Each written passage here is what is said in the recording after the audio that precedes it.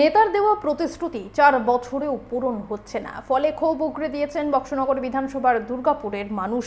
তাদের অভিযোগ, গোমতী নদীর বাঁধ সংস্কারের জন্য বারবার দাবি জানানোর পরও সমস্যার সমাধান হচ্ছে না।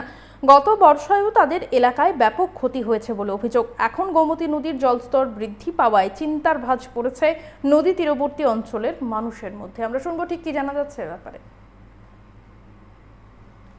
আমরা আজ থেকে 4 বছর আগে বন্যায় 93-তে যেভাবে বন্যা আসিল, এরপরে সবচেয়ে বড় বন্যা আজ থেকে 4 বছর আগে হয়েছে। বন্যায় আতঙ্কিত হইয়া নদীর কূলবর্তী এলাকার যত মানুষ আছে সবাই ডেপুটেশন দেয়, তারপরে পঞ্চায়েতে জানানোর পরে বিভিন্নভাবে বিভিন্ন পার্টির লোক আইছে, আমরা বিধায়ক সাহেব আইছে, ভিজিট করে গেছে এবং নদীর কূলবর্তী যত মানুষ আছে সবাই আশ্বাস দিয়া গেছে যে নদী সংস্কারের ব্যবস্থা করবো অতি শীঘ্রই।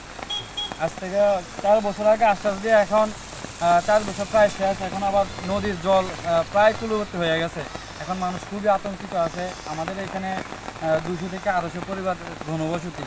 এই মানুষগুলো যদি আজকে বন্যার কারণে নদীর পাড় ভাঙে, তাহলে এই মানুষগুলো কই গিয়ে দাঁড়াইব, কই গিয়ে তাদের মাথা ঠেকাইব। এখানে ম্যাক্সিমাম মানুষ কৃষিকাজের সাথে যুক্ত মানুষ, দিনে আনে দিনে খায়। এই মানুষগুলোর কি করছে? আচ্ছা, ঘরবাড়ি কিছু নষ্ট হয়েছে, ব্লক ভাঙ্গা বছর তো 10 যাইয়া, এরপরে তো ব্লক আর ফলাইছে না, ফ্লাট আইতে আছে।